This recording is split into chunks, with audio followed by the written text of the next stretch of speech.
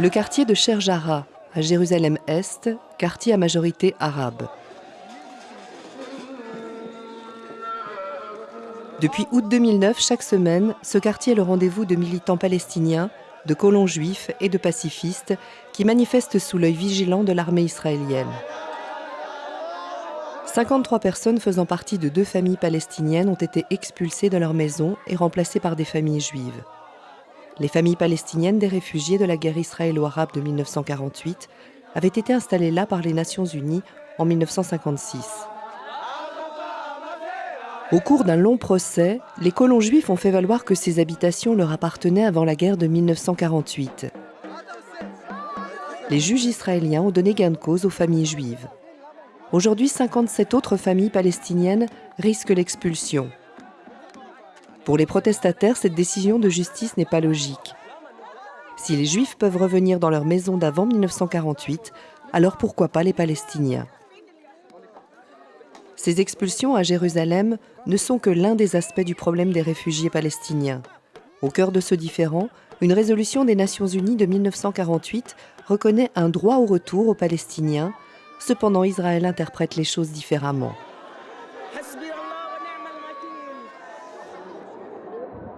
D'après les Nations Unies, durant la guerre de 1948 entre Israël et les pays arabes, plus de 700 000 Palestiniens ont fui leur maison. En mai 1950, les Nations Unies ont déclenché une opération provisoire d'assistance. 60 ans plus tard, force est de constater que le provisoire a la vie longue. Actuellement, la communauté internationale verse une aide de 800 millions de dollars par année afin de venir en aide à 4,7 millions de réfugiés palestiniens. Les exilés palestiniens et les Israéliens défendent avec acharnement leur droit à vivre sur la même terre.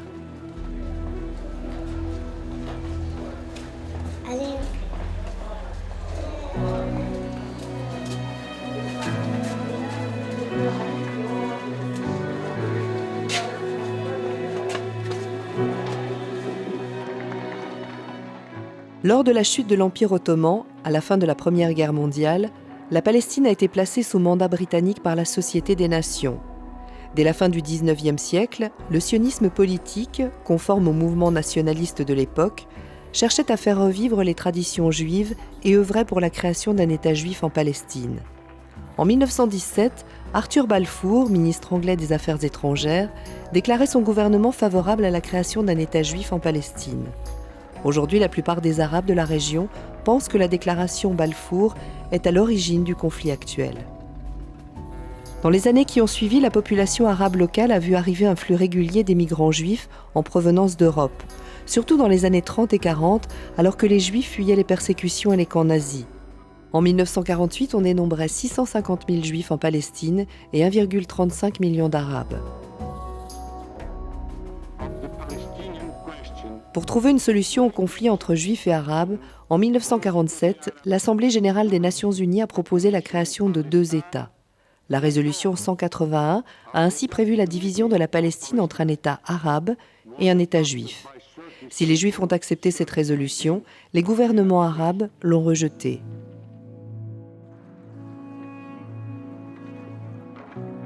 15 mai 1948, soit un jour après la proclamation de l'indépendance de l'État d'Israël par le mouvement sioniste, les forces britanniques, ruinées par la guerre et harcelées par les insurgés juifs, se sont retirées de Palestine.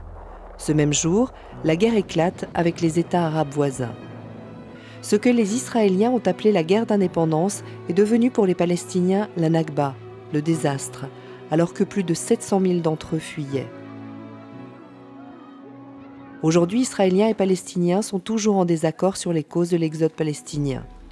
Shlomo Ben-Ami, ministre israélien des Affaires étrangères dans le dernier gouvernement travailliste d'Ehud Barak et négociateur de paix, explique les raisons de cet exode. What you saw is a combination of C'était une combinaison de gens qui fuyaient la guerre et un grand nombre d'entre eux ont été expulsés par les sionistes, par les forces israéliennes.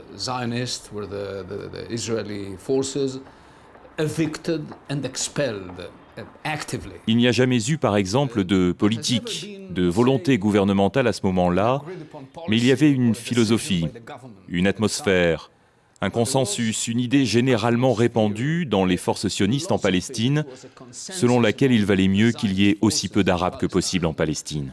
That it would be better to have as less Arabs as possible in Palestine. There was two Cette guerre s'est déroulée en deux phases. Tout d'abord une guerre civile entre la population locale juive et les Palestiniens. Ensuite, une phase dans laquelle les armées arabes ont envahi la Palestine. Les Juifs ont finalement pris le dessus et la zone octroyée à l'État juif par la résolution 181 de l'Assemblée générale a ainsi doublé.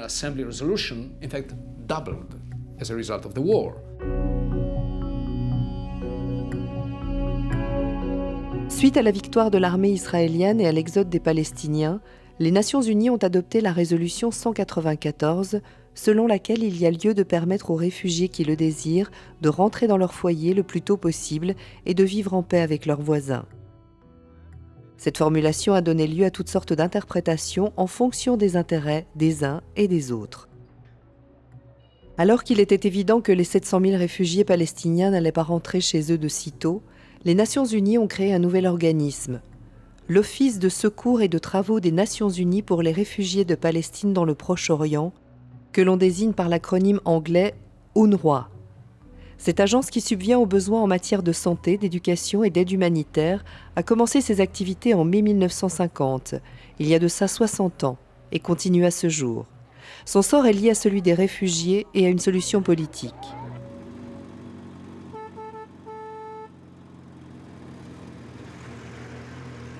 Mohamed Abou Zaïda avait 16 ans lorsque la guerre a éclaté. Sa famille a dû quitter Bourer, village situé à 18 km au nord-est de Gaza City. 105 personnes ont perdu la vie dans son village et 3100 autres habitants ont fui.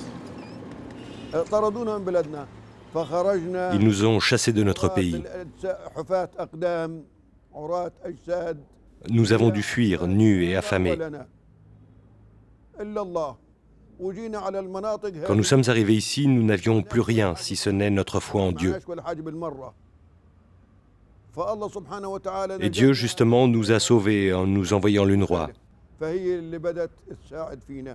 À cause de la pauvreté, certains d'entre nous sont retournés chez eux pour chercher de la nourriture et des choses oubliées. Lors de ce retour, il est mort plus de gens qu'à la guerre.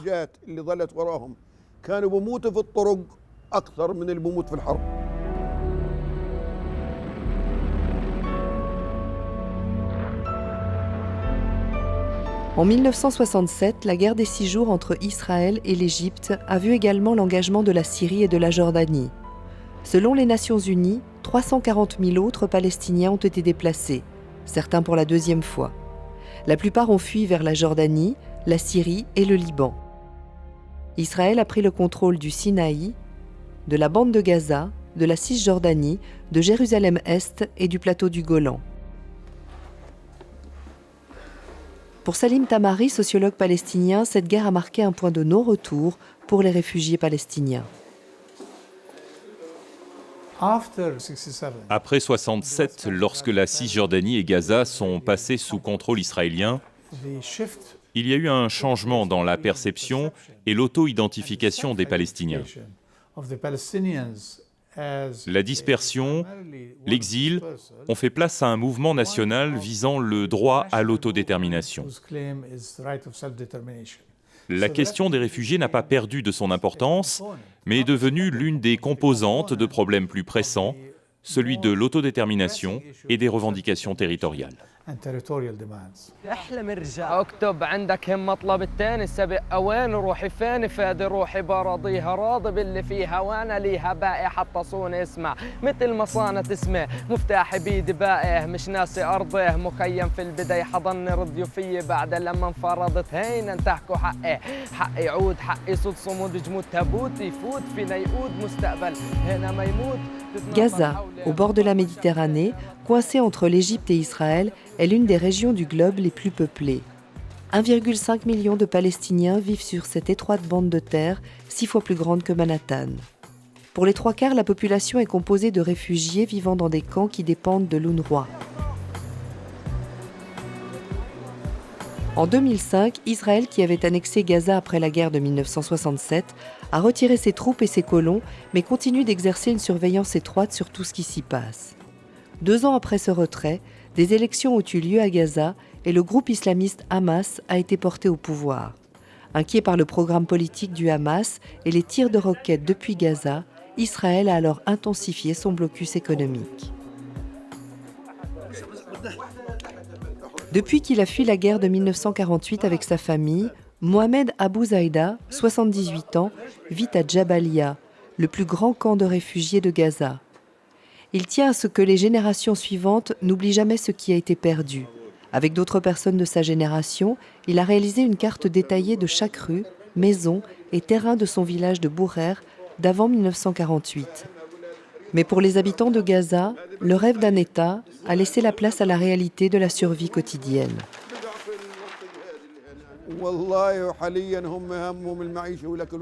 Ils pensent à gagner leur vie et pas au droit au retour. C'est une période sombre, noire même, surtout avec le blocus. Les niveaux de vie varient, certains sont pauvres, d'autres s'en sortent juste et d'autres encore sont riches. La majorité vit toutefois dans de mauvaises conditions. Si l'UNRWA arrêtait de donner de la nourriture aux gens pendant 1, 2 ou 3 semaines, ils mourraient de faim.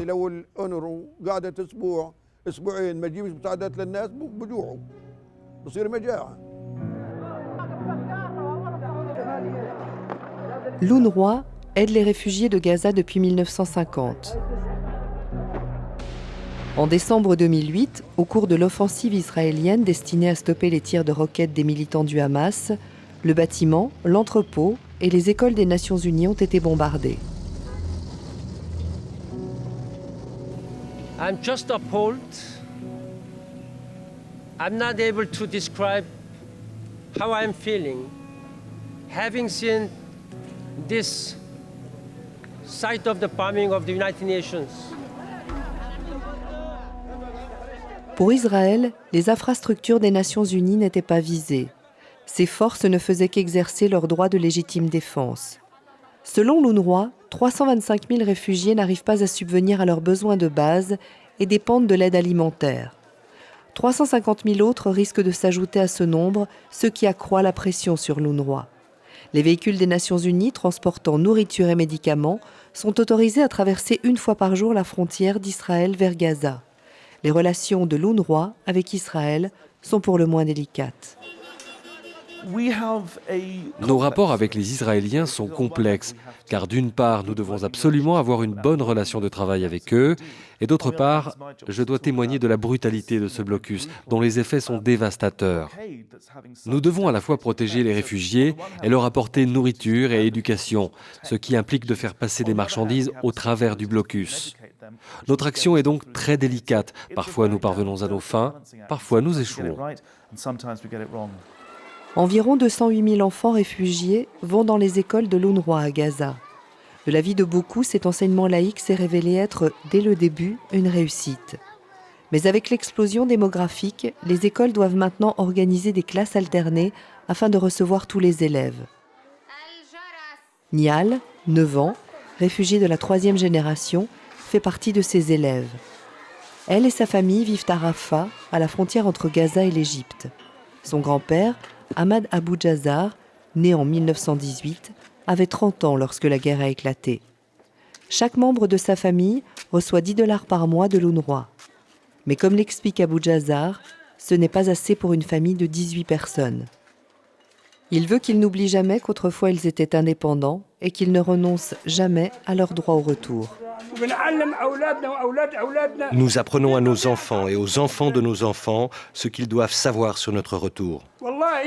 Je jure devant Dieu que si on nous donnait Washington ou l'État du Texas pour un maître de la Palestine, je refuserais.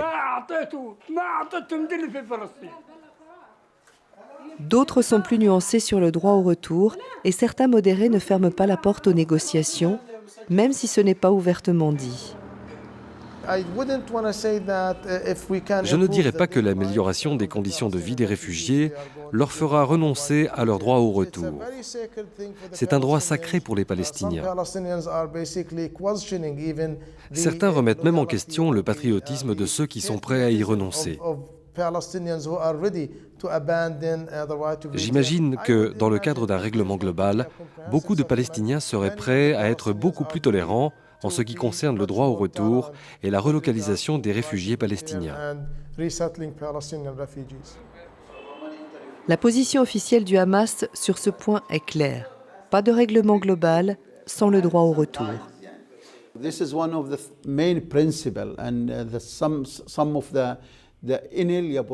C'est l'un des principes fondamentaux et l'un des droits inaliénables.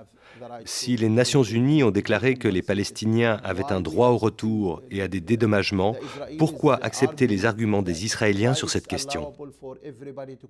Pourquoi autorise-t-on quiconque à venir s'installer sur notre terre, qu'il s'agisse de juifs ou de gens pouvant se dire juifs? Nous sommes palestiniens, nous habitons ici depuis plus de 5000 ans et nous ne pouvons pas revenir sur notre terre. C'est une terre sainte sur laquelle les prophètes ont marché et elle appartient à toutes les religions d'Abraham.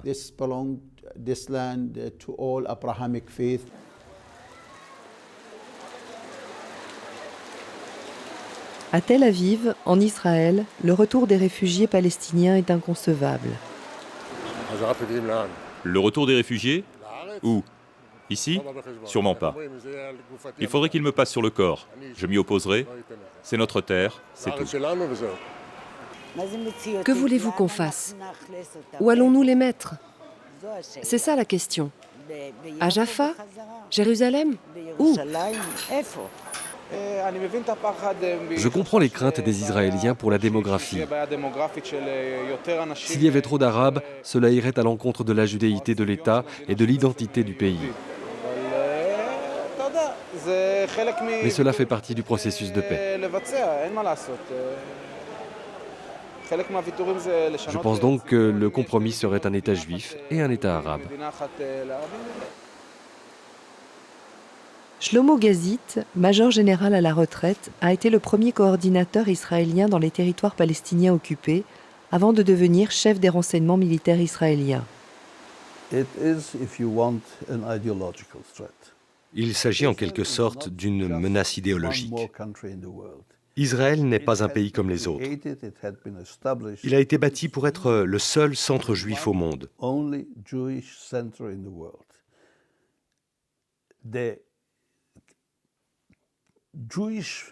La majorité juive de ce pays ne doit pas être menacée. Nous avons déjà environ 22 ou 23% d'Arabes, de Palestiniens vivant en Israël. Si ce chiffre s'accroissait, sans parler d'arriver à 50%, juste à 35%, disons, cela remettrait en cause le caractère juif du pays. Et je ne suis pas sûr de vouloir vivre dans un tel pays.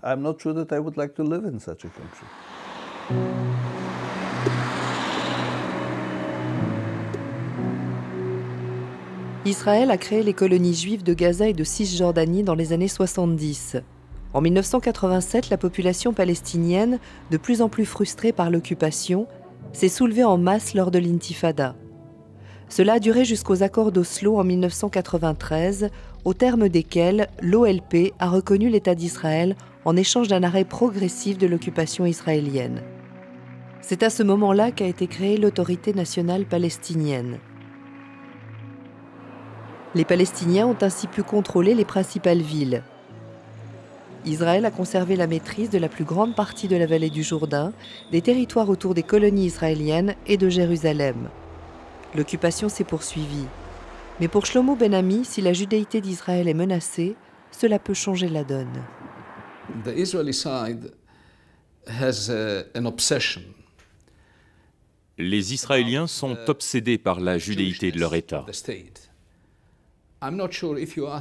Si on demandait à un Israélien ce qui est le plus dangereux pour l'existence d'Israël, une bombe iranienne ou une dilution de la judéité de l'État dans un État binational,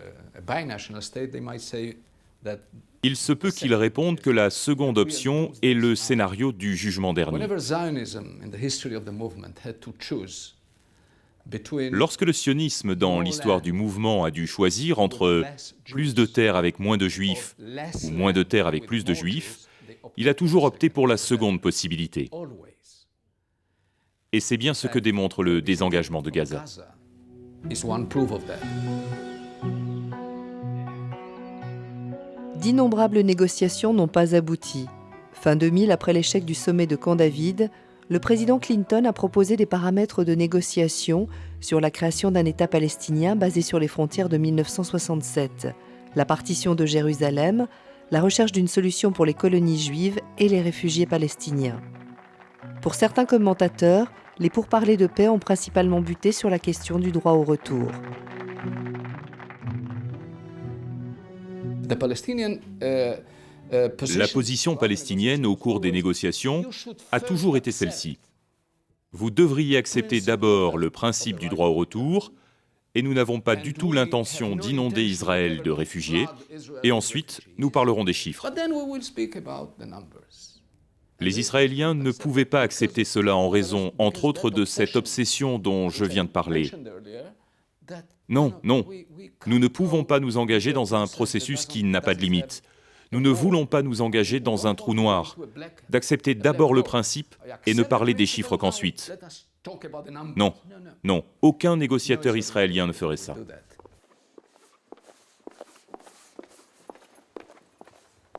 Choufat est le seul camp de réfugiés de Cisjordanie occupé qui se trouve dans la municipalité de Jérusalem. Djihad Abou Znaïd, députée au Conseil législatif palestinien, habite à Choufat. Pour elle, le droit au retour sera difficile à mettre en œuvre. Ici, les réfugiés peuvent conserver leur pièce d'identité de Jérusalem, ce qui, en théorie, leur permet d'accéder aux soins de santé et de travailler en Israël. Ce camp a toutefois un taux de chômage de 70%. Il ne dispose d'aucun service de base et la violence y règne. Israël considère Choufat comme une menace à sa sécurité. Ces dernières années, suite à un afflux croissant de réfugiés, la population de ce camp a atteint les 18 000 habitants. En 1995, Israël a commencé à confisquer les papiers d'identité des habitants de Jérusalem vivant hors du district de Jérusalem. On leur a dit « Vivez à Jérusalem, vous bénéficierez de vos droits et aurez accès aux assurances sociales et maladies. » Les gens n'avaient pas le choix, car ils payaient déjà des impôts puisqu'on considérait qu'ils vivaient dans le district de Jérusalem. 10 000 Palestiniens ont alors déménagé à Choufat. La pression sur ce camp était déjà forte. Mais imaginez ce que cela a été avec l'arrivée de ces 10 000 personnes. Liana Tamimi et sa famille ont déménagé à Choufat en 2007. Elle et son mari sont des réfugiés de Jérusalem, mais ils vivaient en Cisjordanie. Ils habitent maintenant ici pour conserver leur papier d'identité de Jérusalem. Si un enfant a une pièce d'identité de Cisjordanie, il n'est pas libre de ses mouvements ou de travailler où il veut. S'il dispose d'une pièce d'identité de Jérusalem, c'est plus facile pour se déplacer. Plus tard, mes enfants pourraient me reprocher de les avoir privés de leur pièce d'identité de Jérusalem. C'est comme un legs de famille. Pour travailler en Israël, les Palestiniens doivent disposer d'un permis demandé par leurs employeurs et délivré par les autorités israéliennes. Les permis sont difficiles à obtenir. Tous les matins, des Palestiniens de Cisjordanie font la queue pendant des heures au checkpoint de Gilo, à Bethléem, pour aller travailler à Jérusalem. Pour pointer à 8 heures, ils commencent à faire la queue à 3 heures du matin. S'il n'a pas passé le checkpoint à 7 heures, il ne pourra pas monter dans la voiture à temps et devra rentrer chez lui. Il sera venu pour rien alors ? Oui. Dans ce cas, il dépense de l'argent pour rien. Dans mon cas, par exemple, il arrive que le patron me demande pourquoi je ne suis pas venu un certain jour et je lui explique que mon retard est dû au checkpoint. Pas de problème. Le patron parfois retient 2 ou 3 jours de salaire en fin de mois. Parfois, il ne retient rien, ça dépend. Suite à une recrudescence d'attentats suicides meurtriers, Israël a construit un mur de 703 km de long en Cisjordanie et a mis en place un système de barrages routiers et de checkpoints. Les attentats ont quasiment cessé, mais le mur rend la vie de plus en plus difficile pour les Palestiniens de Jérusalem-Est et de Cisjordanie. Lex Stackenberg, expert en droit international travaillant auprès des Nations Unies, explique que ce mur n'est pas qu'une mesure de sécurité. C'est aussi le symbole de deux États dirigés par un seul gouvernement. Actuellement, nous avons une situation dans laquelle un gouvernement dirige deux peuples. La tendance actuelle pour le règlement des problèmes, y compris la question des réfugiés, c'est de créer un État palestinien à côté d'Israël. Si ce scénario ne se réalise pas, la situation actuelle se poursuivra et s'aggravera, dans la mesure où nous avons déjà une solution d'État binational. Alors l'appel pour une égalité des droits se fera de plus en plus pressant. Gidi Genstein est président de l'Institut Reut, groupe de réflexion politique en Israël. La solution d'un État binational est une illusion. Ce serait un bourbier. Ce sera un processus long, épuisant, sanglant, avant que les Juifs lâchent ce qu'ils ont créé ici.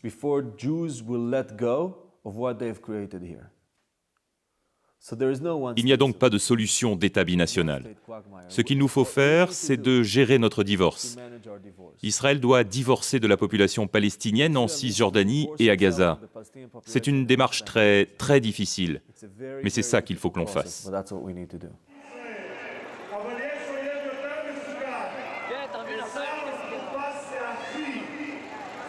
Un divorce réussi permettrait la création d'un État palestinien distinct et viable. Pour les éléments les plus radicaux de la société israélienne, cette solution n'est pas acceptable. Les colons pensent en effet qu'ils ont un droit donné par Dieu sur leur terre sainte, la Judée et la Samarie, nom officiel israélien pour désigner la Cisjordanie.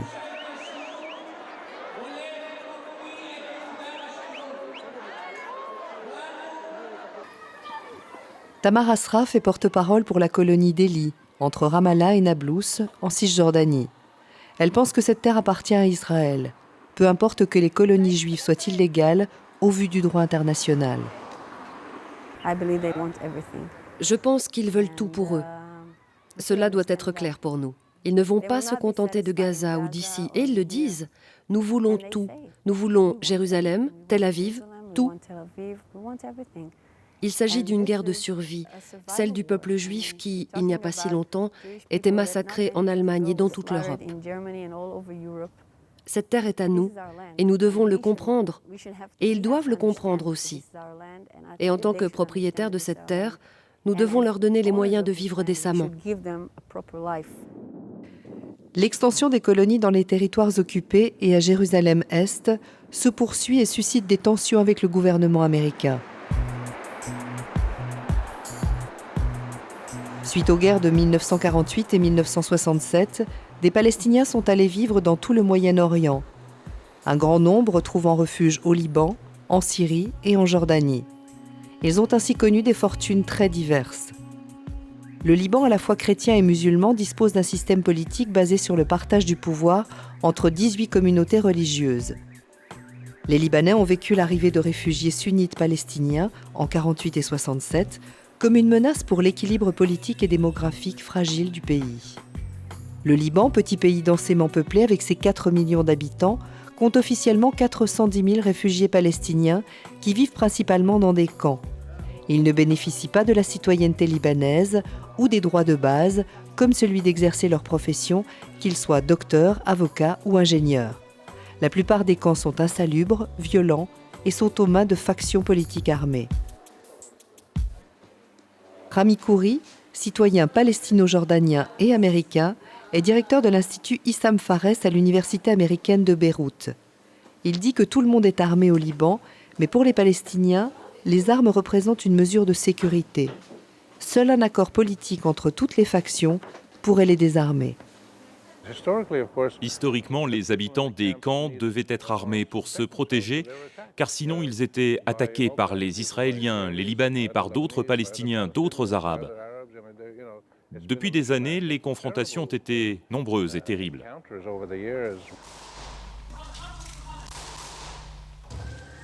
En 1975, suite aux affrontements entre milices chrétiennes et palestiniennes de l'OLP, une guerre civile dévastatrice a éclaté. Les militants palestiniens implantés au Liban ont également attaqué Israël, ce qui a entraîné les invasions israéliennes de 1978 et 1982. En septembre 82, le président libanais Bachir Gemayel a été assassiné et les Palestiniens ont été montrés du doigt. Le jour suivant, en représailles, des milices chrétiennes ont investi les camps de réfugiés de Sabra et Shatila, à Beyrouth-Ouest, pour tuer 1 millier de Palestiniens.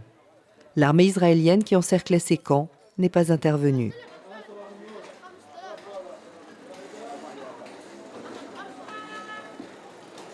Presque 30 ans plus tard, les dissensions internes sont loin d'être oubliées à Shatila. Impossible de s'y promener librement. Il faut un guide pour éviter de pénétrer sans autorisation sur le territoire d'une faction rivale.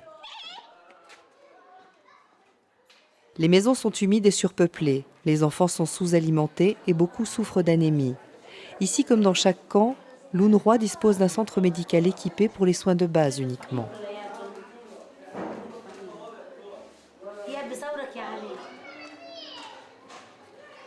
Le docteur Jamal Al-Husseini, chirurgien, n'est autorisé à exercer son métier que dans les camps. Il a quitté un poste bien rémunéré en Espagne pour revenir ici et être avec sa famille. Ce patient vient le voir régulièrement pour un drainage des poumons. C'est très dangereux. Je pratique une ponction externe, vers les poumons, dans la cavité pleurale. Mais si, accidentellement, je perfore le poumon, le patient décède.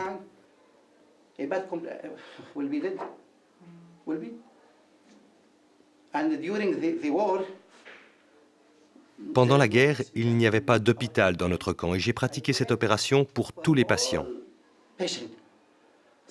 Certains sont morts et d'autres ont survécu. C'est notre devoir de faire ce travail. Si je l'envoie à un hôpital libanais, ça va lui coûter $5 000. Même si toute sa famille contribuait, il ne pourrait pas réunir $5 000. Le docteur Al-Husseini dit qu'il y a 15 médecins à Shatila. Ceux qui n'ont pas de chance finissent par travailler dans les supermarchés pour gagner leur vie. Sinon, ils collaborent illégalement avec des médecins libanais pour un quart du salaire normal. Beaucoup de Libanais ont peur que les Palestiniens prennent leur travail. C'est irrationnel et irréaliste, car ils font ce que les Libanais ne veulent pas faire. Et puis il existe une forme de ressentiment étant donné tous les conflits antérieurs. Beaucoup de Libanais reprochent aux Palestiniens d'avoir provoqué les attaques israéliennes contre le Liban. Les gens éprouvent donc de la rancœur et disent qu'ils ne veulent pas des Palestiniens. Pour Rami Khoury, il existe toutefois une volonté croissante d'améliorer les conditions de vie des réfugiés. Début 2010, le Congrès pour les droits civiques des réfugiés palestiniens au Liban a réuni toutes les factions en présence et a réussi à les faire dialoguer, même si aucun nouvel accord n'a été conclu. Je veux rester optimiste. Un lourd passé existe pour toutes ces questions. Ce séminaire démontre toutefois une volonté de tourner la page, d'être pragmatique et de voir certains de ces droits mis en œuvre aussi rapidement que possible. En attendant qu'un État palestinien voie le jour, qu'Israël accepte le droit au retour, et ils ne l'accepteront jamais, ok? Donnons aux Palestiniens l'opportunité de vivre dans la dignité au Liban. Si nous leur donnons des droits, le droit de travailler, d'être propriétaires, ils vivront comme des Libanais. Ils ne seront plus forcés d'appartenir à une faction ou à un groupe qui menacera la stabilité du Liban. Leur donner des droits rendra le Liban plus stable.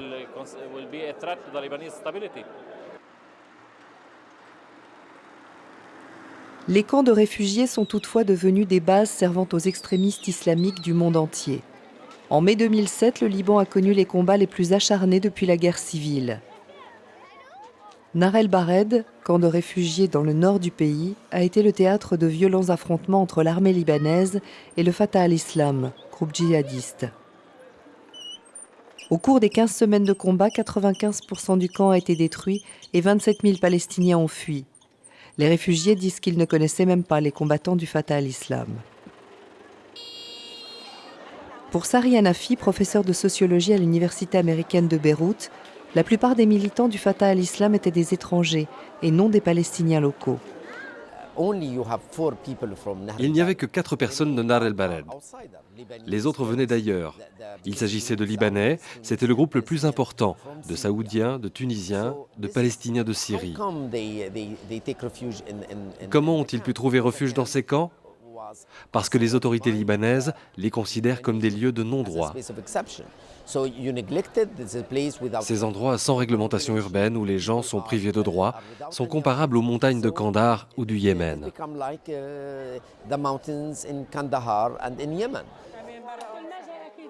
Les réfugiés reviennent petit à petit à Nahr el-Bared pour être relogés dans des habitations provisoires mises à leur disposition par l'UNRWA. Ils sont attachés à ce camp qui représente leur lien avec la Palestine. Ils vivent ici depuis qu'ils ont fui la guerre de 1948. Un grand nombre vient de Safouri, village près de Nazareth en Israël.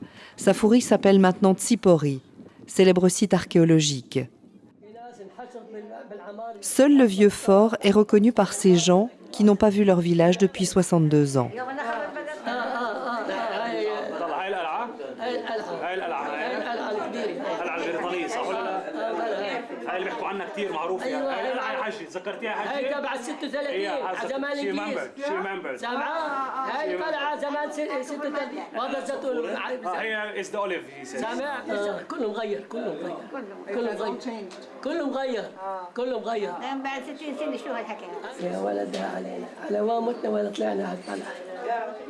شفت صابتني جلطه راح تصيبني جلطه انا زلمه عصبي اذا شفت الشوفه بدها يمكن شهرين 3 اظل افكر فيها والليله ما انا عارف انام. Si le concept du droit au retour a été ignoré, voire déformé en Israël, au Liban, la situation des Palestiniens a été totalement récupérée par les forces politiques.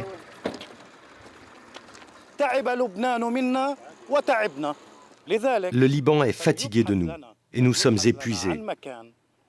C'est pourquoi on doit nous trouver un endroit proche de la Palestine, et j'insiste sur ce point, proche de la Palestine. Un pays qui n'utiliserait pas la démographie pour contrer les Palestiniens. Par exemple, pourquoi ne pouvons-nous pas vivre en Jordanie ? Pourquoi ne pouvons-nous pas habiter à Rafah, en Égypte, à la frontière avec Gaza ? Le Liban serait tranquille et nous aussi. Le droit au retour est diversement interprété. Par exemple, quand les Palestiniens du Liban demandent un droit au retour, c'est une façon de dire aux autorités libanaises « Écoutez, notre présence ici est provisoire. Donnez-nous des droits civiques et socio-économiques, car nous ne sommes ici que de passage, et lorsqu'une solution sera trouvée, nous disparaîtrons. »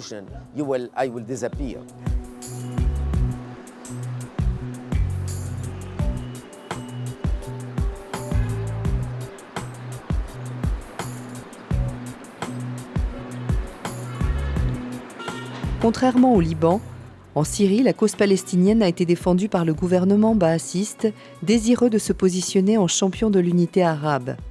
Le demi-million de réfugiés palestiniens vivant en Syrie a les mêmes droits que les Syriens, sans toutefois bénéficier de la citoyenneté.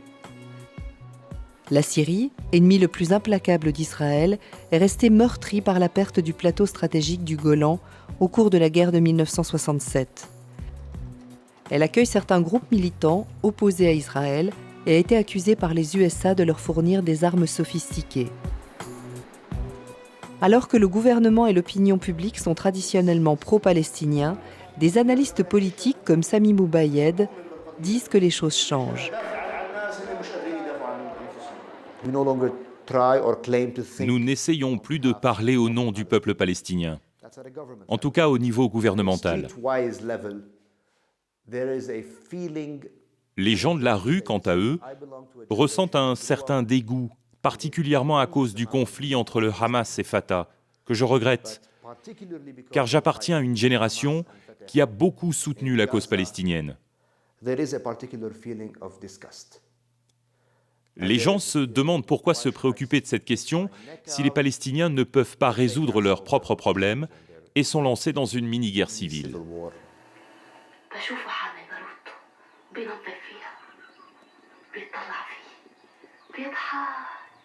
Nadine Salameh, célèbre actrice palestinienne, se sent chez elle en Syrie. Elle est née au Liban et avait à peine 3 ans quand sa famille est venue à Damas. En 82, en se rendant en Syrie, son père militant de l'OLP a été selon elle kidnappé par une faction libanaise. Depuis, personne n'a eu de nouvelles de lui. Une fois, j'ai tourné dans une série télé sur l'exode palestinien. Dans la dernière scène, la mère, Kadra, rencontre son fils, Rushdie, qu'elle n'a pas vu depuis 30 ans.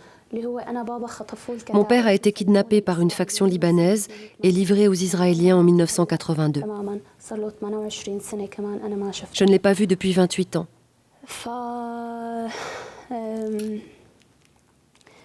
Je pensais à ma grand-mère tout le temps où je tournais. Elle a 77 ans. Elle a eu 12 enfants. Je pense qu'elle aime mon père plus que les 11 autres enfants réunis. On frappe à la porte. C'est mon père, mais elle ne le reconnaît pas.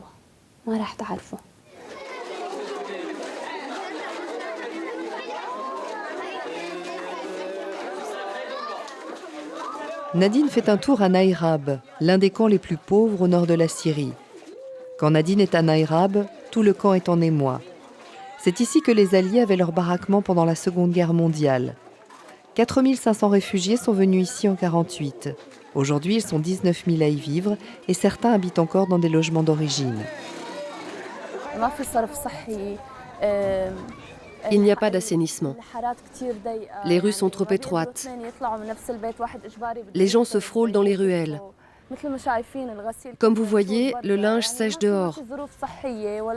Le traitement des eaux usées est défaillant. Ce ne sont pas des conditions décentes pour les familles. Les toits sont en tôle. Ces gens manquent de tout. À la recherche de meilleures conditions de vie, Iyam Hassan, 45 ans, a quitté le Liban pour venir ici il y a 4 ans. Adolescente, Iyam avait la chance rarissime de pouvoir se rendre à la maison de ses parents, dans le nord d'Israël. Nous avons passé la frontière et nous avons vu les champs de coton en fleurs. De voir ça, je me sentais, je ne sais pas. Je souhaite à chaque Palestinien de passer la frontière pour mourir sur cette terre. Nous sommes arrivés et avons vu la terre rouge. Les avocatiers portaient tant de fruits qu'ils devaient leur mettre des tuteurs pour ne pas qu'ils tombent. J'ai dit à ma mère qu'il n'aurait pas dû quitter la Palestine. Elle m'a dit « Tu ne sais pas combien nous avons souffert ».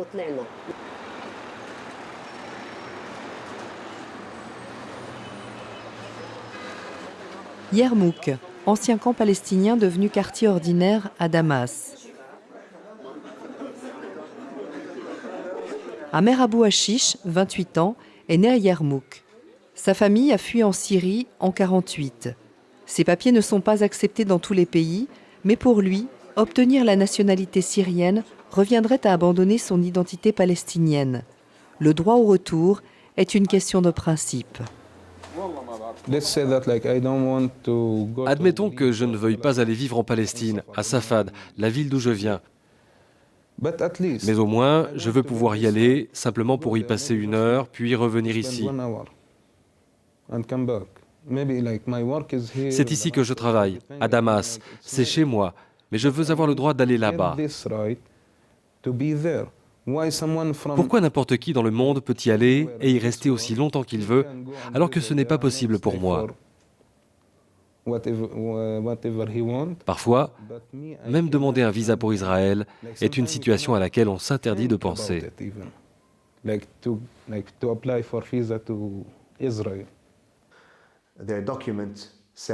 Sur leur papier, on peut lire « Réfugiés palestiniens vivant provisoirement en Syrie ». Ce n'est pas leur pays, et cela ne sera jamais accepté, ni par l'opinion publique, ni par les Palestiniens, ni par le gouvernement.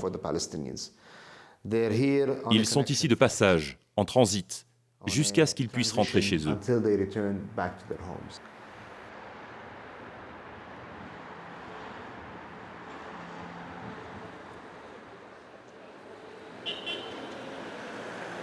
La Jordanie est l'exception.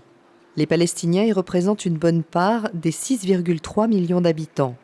Ce pays a accordé la citoyenneté aux Palestiniens et certains d'entre eux dirigent des entreprises fleurissantes. La famille de Oussam Atia a fui la Cisjordanie en 1948. Pour lui, la Jordanie est le pays de l'égalité des chances et son entreprise familiale de magasins de meubles prospère. Bien que fier de ses origines palestiniennes, il se sent totalement jordanien et n'a aucune intention de revenir en arrière. Les Palestiniens sont beaucoup mieux lotis ici que dans les autres pays de la région. Mais certains d'entre eux vivent toujours dans des camps de réfugiés depuis 1967 ou 1948. Et c'est inacceptable. Ces gens devraient pouvoir rentrer dans leur pays.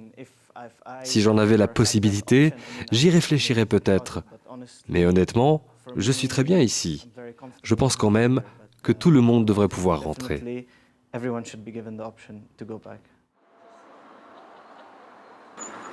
Ici, il y a presque 2 millions de réfugiés palestiniens inscrits auprès de l'UNRWA.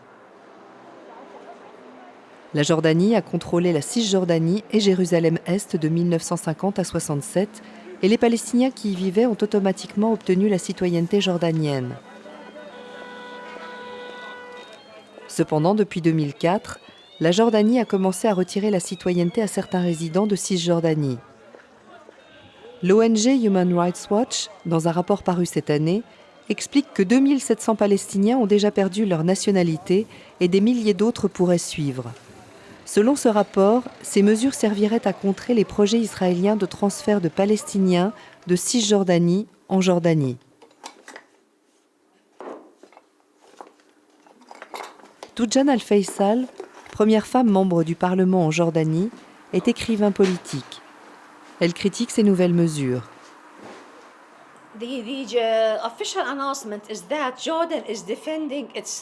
Officiellement, la Jordanie défend son droit à ne pas devenir une patrie de substitution.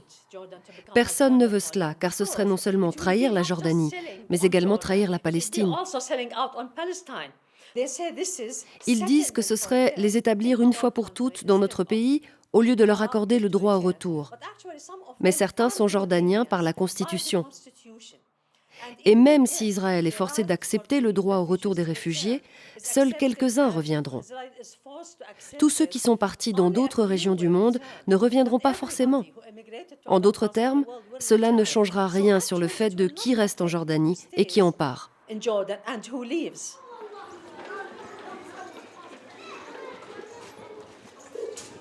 Suite aux guerres de 48 et 67, les réfugiés sont maintenant 6,5 millions. Le droit au retour reste prôné par le droit international, mais semble toujours plus difficile à mettre en œuvre. Outre les lois internationales en matière de droits de la personne, le droit au retour est également un corollaire du droit sur la responsabilité internationale des États, qui stipule que, si des biens sont illégalement confisqués, il existe un droit de restitution prévoyant également le retour physique des personnes spoliées. En outre, en matière de droit humanitaire international, un principe en vigueur stipule que les civils ayant fui un conflit armé disposent d'un droit au retour dans leur pays et leur région d'origine. Depuis 2008, 3000 réfugiés environ ont été envoyés dans des pays occidentaux. Israël refuse d'en accepter davantage dans les territoires sous son contrôle et accuse l'UNRWA d'entretenir ce problème. D'un côté, leur action humanitaire est très importante et très positive. Qu'il s'agisse de fournir des abris, du travail, une éducation, des traitements médicaux, de la nourriture. Mais d'un autre côté, ils sont catastrophiques car ils font durer le problème. Ils empêchent une solution normale à ce problème. Que serait une solution normale à ce problème ? La même que pour tous les réfugiés dans le monde. Soit les réfugiés sont intégrés, soit ils partent quelque part dans le monde trouver la solution à leurs problèmes. L'UNRWA est l'une de ces institutions absurdes créées par la communauté internationale pour perpétuer un problème qui compromet la sécurité et la stabilité internationale. Peu importe ce que l'UNRWA symbolise, nous ne demandons pas mieux que de fermer boutique. Nous voudrions une solution à la question des réfugiés. Il faut donner la priorité à une solution, il ne faut pas reléguer cette question à un statut final problématique. La question des réfugiés doit être négociée en priorité et le plus vite possible.